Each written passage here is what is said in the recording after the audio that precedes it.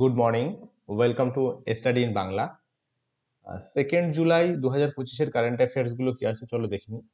প্রতিটা প্রশ্ন খুবই গুরুত্বপূর্ণ, এক একটা পয়েন্ট এক একটা বিষয় সম্পর্কে খুব আহ, একাগ্রতার সঙ্গে তোমরা দেখবে এবং এটা খাতায় লিখে রাখবে প্রশ্নগুলো। চলো প্রথম প্রশ্নটা দেখি। ভারতীয় কোন মহিলা ক্রিকেটার আন্তর্জাতিক ক্রিকেটে 3 ফরম্যাটে সেঞ্চুরি বানিয়েছে? এটা হচ্ছে আমাদের স্মৃতি মন্দানা। 3 ফরম্যাট বলতে কি? 3 ফরম্যাট বলতে ওয়ানডে, টেস্ট এবং টি20। ওকে, 3 ফরম্যাটে। দেখো, সম্প্রতি ভারত এবং ইংল্যান্ডের মধ্যে যে টি20 ম্যাচ চলছে, টুর্নামেন্ট চলছে, তাতে আহ, স্মৃতি মন্দানা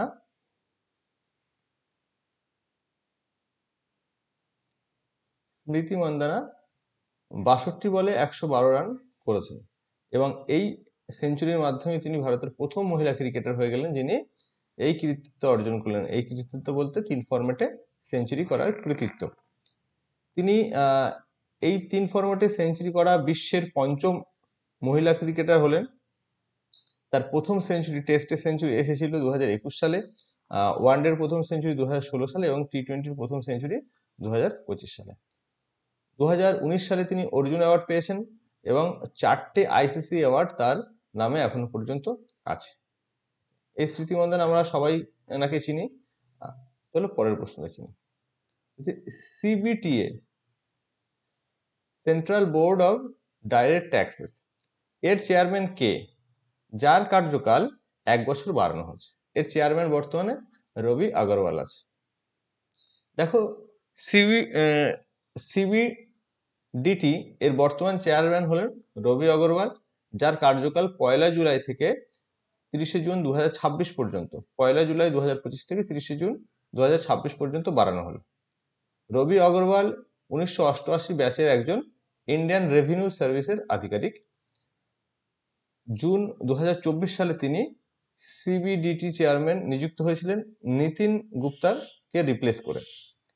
সিবিডিটি সম্পর্কে একটু দেখে নিই। সিবিডিটির পুরো নাম হচ্ছে central board of direct tax. ভারতের ডাইরেক্ট ট্যাক্স যেমন ইনকাম ট্যাক্স, কর্পোরেট ট্যাক্স সংক্রান্ত যে কোনো বিষয় এই দপ্তর বা এই সংস্থা কাজ করে। ডিপার্টমেন্ট অফ রেভিনিউ, যেটা মিনিস্ট্রি অফ ফাইন্যান্সের অধীনে আছে, সেটার অধীনে এই central board of direct tax কাজ করে। 1 জানুয়ারি 1964 সালে central board of revenue act 1963, central board of revenue act 1963 অনুসারে 1964 সালে 1 জানুয়ারিতে এই সেন্ট্রাল সিবিডিটিটা প্রতিষ্ঠা করা হয়। এর সদর দপ্তরটা দিল্লিতে অবস্থিত এবং বর্তমান চেয়ারম্যান রবি আগরওয়াল। পরের প্রশ্ন, এই নিয়ে হচ্ছেন রবি আগরওয়াল। পরের প্রশ্ন, হুরুন গ্লোবাল ইউনিকর্ন ইন্ডেক্স 2025, এ ভারতের স্থান কত? দেখো, এটা আগে একটু বুঝে নাও। হুরুন একটা সংস্থা, যে সংস্থা এই ইন্ডেক্সটা প্রকাশ করে। এবার ইউনিকর্ন কি? ইউনিকর্ন হচ্ছে ইউনিকর্ন কোম্পানিগুলো, যে সমস্ত কোম্পানির টার্নওভার বা যে ক্যাপিটাল, মার্কেট ক্যাপিটাল 1 বিলিয়নের বেশি,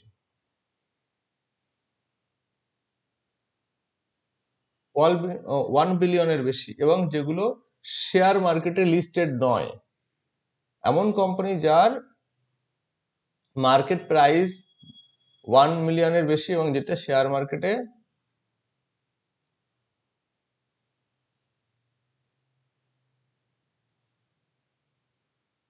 লিস্টেড নয়, সেই সব কোম্পানিগুলো হচ্ছে ইউনিকর্ন কোম্পানির মধ্যে আসে। এখানে ভারতের স্থান কত? ভারতের স্থান হচ্ছে তৃতীয়। দেখো, এই সম্পর্কে আমরা দেখি, ভারতের স্থান হচ্ছে তৃতীয়। ভারতে বর্তমান 64টি ইউনিকর্ন কোম্পানি আছে, 64টি ইউনিকর্ন।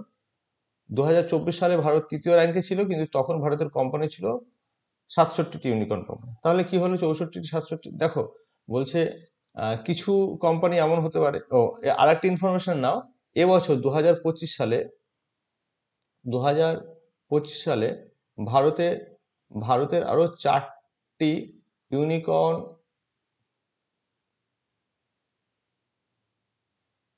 কোম্পানি বেড়েছে। ইউনিকর্ন কোম্পানি 4টি বেড়েছে, তবুও 67টির জায়গায় 64 হলো কেন?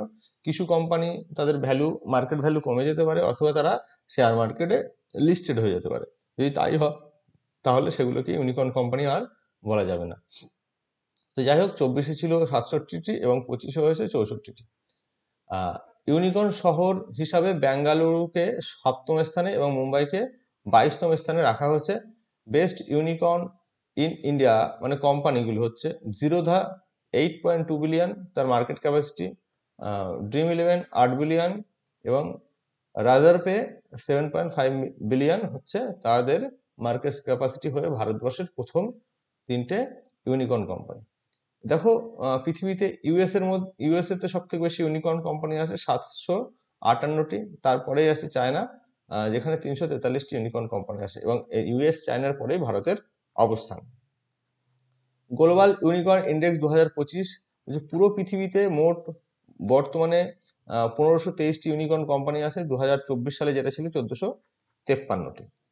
হারুন গ্লোবাল ইউনিকর্ন ইন্ডেক্সটা এটি প্রতি বছর প্রকাশ করা হয়। হারুন রিসার্চ ইনস্টিটিউট এটা প্রকাশ করে এবং 2017 সালে প্রথম এটা প্রকাশ করা হয়েছিল। দেখো, এই যে একটা ব্যানার 2025-এর ইউনিকর্ন ইন্ডেক্সের, ঠিক আছে, এটা আছে। ব্যানারগুলো দেখলে মনে থাকবে, ওই জন্য এগুলো দেওয়া। 4 নম্বর প্রশ্ন, প্রথম এশিয়ান ইন্ডিয়া ক্রুজ ডায়লগ কোথায় অনুষ্ঠিত হলো?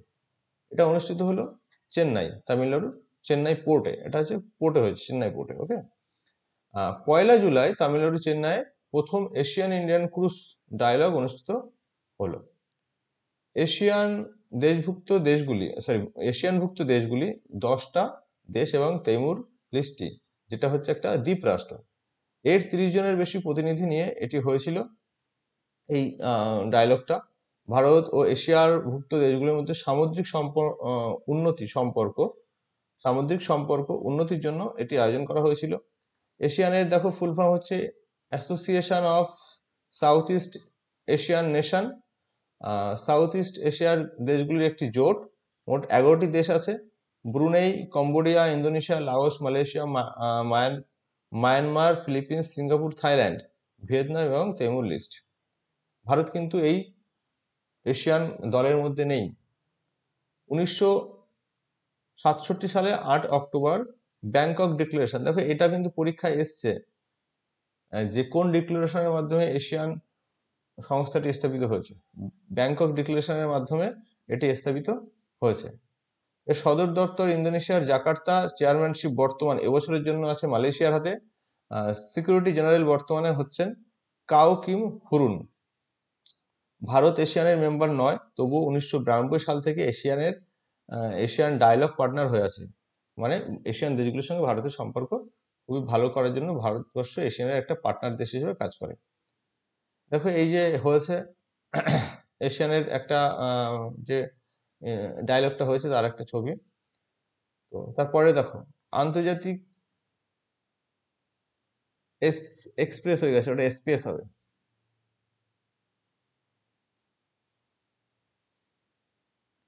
স্পেস স্টেশনে প্রথম কোন ভারতীয় সায়েন্টিফিক এক্সপেরিমেন্ট করছেন?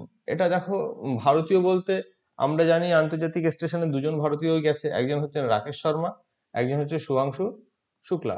আর মাঝে যে কল্পনা চাওলা এবং সুনিতা উইলিয়ামস, এরা ভারতীয় বংশোদ্ভূত ছিল কিন্তু ভারতীয় নাগরিক ছিলেন না। তো যাই হোক, রাকেশ শর্মা ইনি সায়েন্টিফিক এক্সপেরিমেন্ট করেছেন, তিনি হচ্ছেন শুভাংশু শুক্লা। যিনি কি এক্সপেরিমেন্ট করেছে? দেখো, মহাকাশে থাকলে মানুষের শারীরিক বিভিন্ন সমস্যা হয়, যার ফলে কি হয়, মাংসপেশি, যেগুলো আমাদের মাংসপেশি আছে, সেগুলো দুর্বল এবং খারাপ হয়ে যেতে থাকে, দুর্বল হয়ে পড়ে। সেই সম্পর্কে ইনি একটা সায়েন্টিফিক এক্সপেরিমেন্ট করেছেন। তিনি মায়োজেনেসিস নামে একটা এক্সপেরিমেন্ট করবে, যেটা বললাম মাংসপেশি নিয়ে। এই এক্সপেরিমেন্টের মাধ্যমে তিনি মাংসপেশি এবং তার দুর্বল হওয়ার কারণ স্টাডি করবেন। এক্সিওম 4 মিশনের মাধ্যমে তিনি international space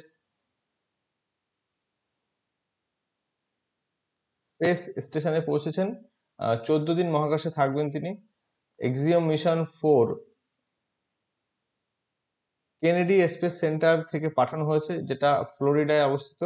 এক্সিওম space company NASA এবং স্পেসএক্স এর যৌথ একটি প্রচেষ্টা বা যৌথ একটি স্পেস মিশন এটা এক্সিওম 4টা।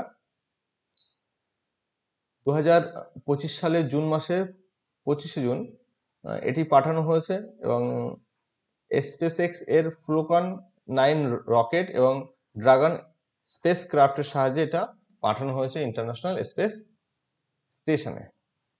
দেখো আমরা এতদিনে পর্যন্ত শুভাংশু শুক্লাকে সবাই চিনে গেছি। এটা আন্তর্জাতিক স্পেস স্টেশনের একটা ছবি।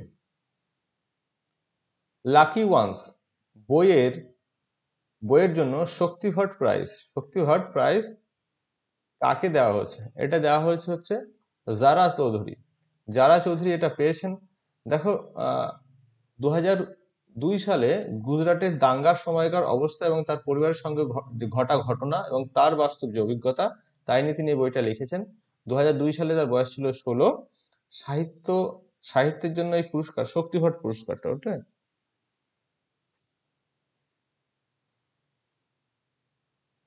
শক্তিভট পুরস্কার সাহিত্যের জন্য দেওয়া হয়। শক্তিভট ফেডারেশনের থেকে এটা দেওয়া হয়ে থাকে। 2007 সালে প্রথমে এই ফাউন্ডেশনটা স্থাপিত হয় এবং 8 সাল থেকে এই প্রাইজটা দেওয়া হতে থাকে। 2025 সাল অর্থাৎ এবছর এই পুরস্কারটা শেষবারের মতন দেওয়া হয়, এরপরে এটা দেওয়া হবে না। প্রাইজ হিসেবে 2 লক্ষ টাকা শংসাপত্র দেওয়া হয়। প্রথম প্রাইজ প্রাপক হচ্ছেন মোহাম্মদ হানিফ, যিনি এ কেস অফ এক্সপ্লোডিং ম্যাঙ্গোজ নামক একটা বইয়ের জন্য পেয়েছিলেন এবং এবছর শেষ পাবেন জারা চৌধুরী দ্য লাকি ওয়ান্স এর জন্য। দেখো এখানে আছে লাকি ওয়ান্স যে বইটার কভার পেজটা, জারা চৌধুরী দ্য লাকি ওয়ান্স। ঠিক আছে, চলো পরের প্রশ্ন। সম্প্রতি আয়ুষ শেট্টি ইউএস ওপেন 2025 জিতলো, তিনি কোন খেলার সঙ্গে যুক্ত? দেখো এটা ইউএস ওপেন হচ্ছে ব্যাডমিন্টনের ইউএস, তোমরা কেউ লং টেনিসের ইউএস ওপেন ভেবো না, এটা ব্যাডমিন্টন ইউএস ওপেন। এটা আয়ুষ শেট্টি প্রথম জিতলেন এই চ্যাম্পিয়নশিপটি। এবং শুধু তাই না, এই ইউএস ওপেন 2025 ব্যাডমিন্টন চ্যাম্পিয়নশিপটি তিনি জিতেছেন। তিনি হলেন ভারতীয় প্রথম প্লেয়ার যিনি এই ইউএস ওপেন ব্যাডমিন্টন চ্যাম্পিয়নশিপটি জিতেছেন। BWF badminton world federation world tour 2025-এর অংশ হচ্ছে ইউএস ওপেন 2025। মানে ব্যাডমিন্টন ওয়ার্ল্ড ফেডারেশন প্রতি বছর একটা ট্যুর করে সারা দেশে, সারা পৃথিবীর বিভিন্ন দেশে বিভিন্ন চ্যাম্পিয়নশিপ খেলায়, এবং সেই চ্যাম্পিয়নশিপের মধ্যে একটা চ্যাম্পিয়নশিপ হচ্ছে ইউএস ওপেন 2025।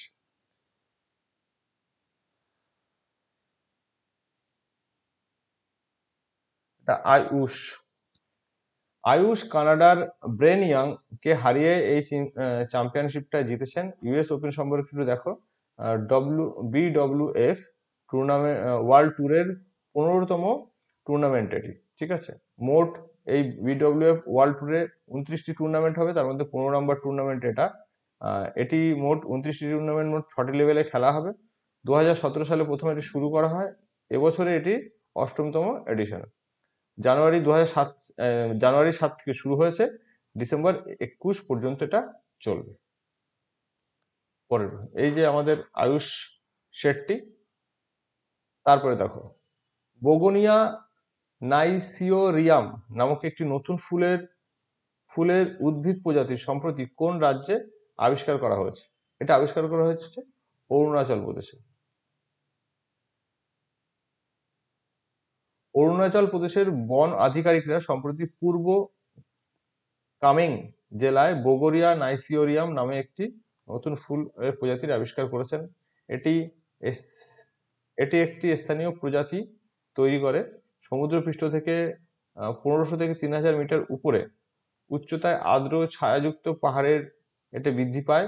নাইসিওরিয়াম নামটি তাদের বন সুরক্ষা প্রচেষ্টার জন্য নাইসি অধিবাসী সম্প্রদায়কে সম্মান করে। পরের প্রশ্ন, সি শিপ অবজারভার মিশন কার দ্বারা শুরু হলো? এটা শুরু হলো কোয়ার্ডিনেশন দ্বারা। ওকে, কোয়ার্ডিনেশনে 4টে দেশ আছে, ইন্ডিয়া, অস্ট্রেলিয়া, জাপান এবং আমেরিকা। এর উদ্দেশ্য কি কোয়ার্ডিনেশনের? বলছে দক্ষিণ চীন সাগরে তথা ভারত মহাসাগরে চীনের দৌরত্ব, চীনের ক্ষমতা বৃদ্ধিকে রক্ষার জন্য জাপান, অস্ট্রেলিয়া, ইন্ডিয়া এবং ইউএস মিলে এই কোয়ার্ডিনেশন বা দলটি গঠন করে। দেখো এই সি শিপ অবজারভার মিশনটা কি? এটা আমরা একটু দেখি। এটা হচ্ছে একটা সি শিপ অবজারভার মিশনটা হচ্ছে US coast guard ship coast guard cutter নামে একটা শিপ। সেই শিপে দুজন কোয়াড দেশের অফিসার উঠবেন, যা জাপানের ইয়োক ইয়োকোস ইয়োকোসুকু দ্বীপ থেকে ইউএস এর গুয়ামা দ্বীপ পর্যন্ত যাবেন। এইটা হচ্ছে এই মিশনের কাজ বা উদ্দেশ্য। উদ্দেশ্যটা কি? উদ্দেশ্য হচ্ছে কোয়াড দেশগুলির মধ্যে অপারেশন এবং কমিউনিকেশন বাড়ানো। কোঅপারেশন, ঠিক আছে, কোঅপারেশন এবং কমিউনিকেশন বাড়ানো। এর ফলে কি হবে? সমুদ্রে কোয়াড দেশের মধ্যে সহযোগিতা বৃদ্ধি পাবে। অস্ট্রেলিয়া, ইন্ডিয়া, জাপান এবং আমেরিকা নিয়ে এই দলটি গঠিত। 2007 সালে এটি স্থাপন করা হয়। তখন জাপানের প্রধানমন্ত্রী সিনজো আবে ছিলেন। তারই আগ্রহে এই দলটি গঠিত হয়। কোয়াড দেশগুলির মধ্যে মালাবার এক্সারসাইজ অনুষ্ঠিত হয়। ঠিক আছে, মাথায় রাখবে, এটা মনে রাখবে সবসময়। মালাবার এক্সারসাইজ কোন দেশের মধ্যে অনুষ্ঠিত হয়? কোয়াড দেশের মধ্যে। কোয়াড কারা কারা? অস্ট্রেলিয়া, জাপান, ইন্ডিয়া আর ইউএস। পরের প্রশ্ন দেখো, এখানে আছে এই যে হচ্ছে সেই ইউএস যে কাটারটা থাকবে কোস্ট গার্ডের, তারাই ঘুরবে। এরকম ভাবে দুটো অফিসার থাকবে, তারা ঘুরবে। যাই হোক, এভাবে একটা ডেমনস্ট্রেশন দেখানো হয়েছে। পরের প্রশ্ন, জিএসটি ডে কবে পালন করা হয়? দেখো, এই উত্তরটা তোমরা কমেন্ট করে আমাকে লিখে পাঠাবে। কমেন্ট করে জিএসটি ডে কবে পালন করা হয়, ঠিক আছে। আমি তার সম্পর্কে আর একটু দিয়ে দিয়েছি। 2017 সালে এটি চালন করা হয়, প্রথম জিএসটি ডে। জিএসটি ফুল ফর্মটা সকলেই জানেন, গুডস অ্যান্ড সার্ভিস ট্যাক্স। তো যাই হোক, এইটা তোমরা আমাকে কমেন্ট করে পাঠাবে যে জিএসটি ডে কবে পালন করা। ওকে, তো চলো, এই ছিল আজকের কারেন্ট অ্যাফেয়ার্স গুলো। আশা করি তোমাদের জন্য খুবই কার্যকর হবে। তোমরা ভালোভাবে এটা নোট করো এবং পড়ো। তোমাদের আগামী পরীক্ষাগুলোতে যথেষ্ট হেল্প হবে। থ্যাংক ইউ, ভালো থেকো।